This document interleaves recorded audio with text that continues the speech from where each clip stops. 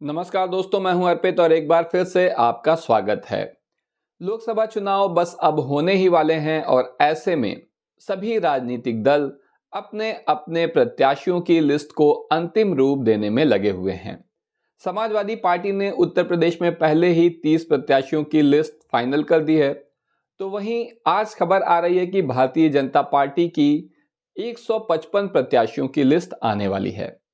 उत्तर प्रदेश में हम आज भारतीय जनता पार्टी के प्रत्याशियों के बारे में बात करेंगे और ये जो लिस्ट है ये एक सर्वे है। ये सर्वे किया है जागरण ग्रुप ने। यहाँ पर भारतीय जनता पार्टी के संभावित नामों के बारे में यहाँ सर्वे किया गया है, सभी जगहों पर जाकर, क्षेत्र में जाकर, और उसी आधार पर यह लिस्ट बनाई गई है। ज्यादातर प्रत्याशी यहीं से आएंगे क्योंकि ये पब्लिक की डिमांड है और भारतीय जनता पार्टी से जुड़े हुए लोगों की पसंद है, संगठन की पसंद है। तो आइए देखते हैं। हमारा जो पहला शहर है, सेंटर है, ये है सहारनपुर लोकसभा सीट। सहारनपुर लोकसभा सीट से राघव लखन पाल को सबसे अधिक लोगों ने पसंद किया है, सबसे अधिक वोट मिले हैं और ये 53% वोट हैं, यानी कि इनकी अप्रूवल रेटिंग 53% है। अगर 50% से ज्यादा है तो समझ लीजिए कि निश्चित रूप से इनका टिकट मिलना फाइनल है। तो राघव लखन पाल चुनाव लड़ेंगे सहारनपुर से। वहीं कैराना से प्रदीप कुमार लड़ेंगे। प्रदीप कुमार की अप्रूवल रेटिंग हालांकि सबसे ज्यादा है, लेकिन सिर्फ 25% है। मतलब कि जो बाकी कैंडिडेट हैं उन्हें 25% से भी कम वोट मिले हैं। तो इस वजह से ये नहीं कहा जा सकता कि प्रदीप कुमार का फाइनल है। अगर 30% से कम है और खासतौर से अगर सांसद हैं तब 30% से कम है तो फिर समझ लीजिए कि टिकट कटना तय मानिए। किसी नए चेहरे को मौका देने में भारतीय जनता पार्टी आगे रहती है। तो कैराना से लेकिन सबसे ज्यादा अप्रूवल रेटिंग है प्रदीप कुमार की।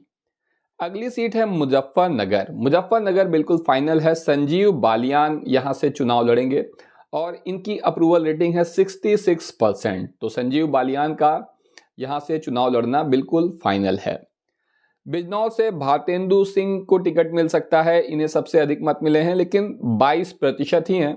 तो इसलिए संभावना जताई जा रही है कि ये कट भी सकता है इनका टिकट। जरूरी नहीं है कि भारतेंदु सिंह को मिले, हालांकि फिलहाल सबसे ये आगे हैं। नगीना से यशवंत सिंह को 36% लोगों ने स्वीकार किया है कैंडिडेट के रूप में। तो ये नगीना से लड़ सकते हैं। इनका मुकाबला समाजवादी पार्टी गठबंधन में चंद्रशेखर आजाद से हो सकता है। दोनों में कौन जीतेगा आप कमेंट सेक्शन में बताएं।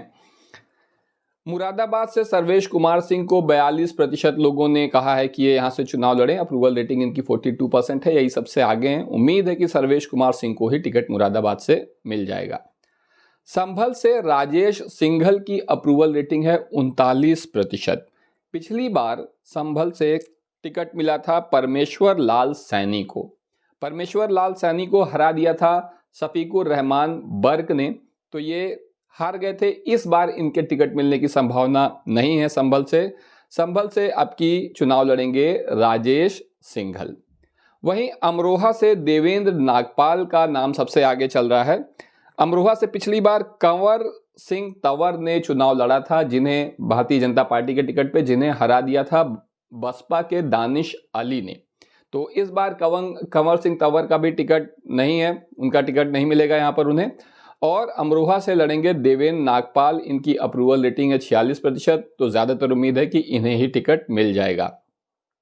इसके बाद आते हैं मेरठ से राजेंद्र अग्रवाल।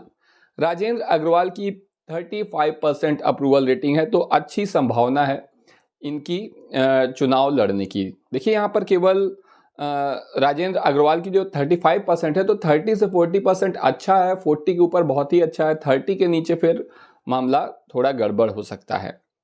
तो बागपत से जो है सत्यपाल सिंह को 34% अप्रूवल रेटिंग है। पिछली बार भी इन्होंने चुनाव लड़ा हुआ था और इनका भी टिकट फाइनल हो सकता है। गाजियाबाद से सबसे आगे चल रहे हैं वीके सिंह। इनकी अप्रूवल रेटिंग 65% है, तो निश्चित रूप से यही चुनाव लड़ेंगे। इनका टिकट बिल्कुल फाइनल है। गौतम बुद्ध नगर से महेश शर्मा सबसे आगे चल रहे हैं 38% की अप्रूवल रेटिंग के साथ। इसके बाद आता है बुलंदशहर। बुलंदशहर में भोला सिंह की 29% अप्रूवल रेटिंग है। हमने आपसे जैसा कहा कि अगर 30% से कम है तो फिर नाम को फाइनल नहीं कहा जा सकता है। इनका टिकट मेरे ख्याल से कट सकता है भोला सिंह का। 29% ये बिल्कुल बॉर्डर पर हैं और बुलंदशहर से हो सकता है कि आपको किसी नए चेहरे को भी देखने का मौका मिले या हो सकता है कि भोला सिंह ही लड़ जाएं, क्योंकि फिलहाल तो सबसे आगे यही हैं। अलीगढ़ से सतीश गौतम को 33% अप्रूवल रेटिंग मिली हुई है। यहाँ पर हम जो बात कर रहे हैं ये पश्चिमी उत्तर प्रदेश की 18 लोकसभा सीटों के बारे में बात कर रहे हैं। तो अलीगढ़ से सतीश गौतम को 33% अप्रूवल रेटिंग है। इसका मतलब है कि अच्छी संभावना है कि सतीश गौतम ही अलीगढ़ से चुनाव लड़ेंगे। ये कितनी मजबूत दावेदारी पेश कर पाएंगे?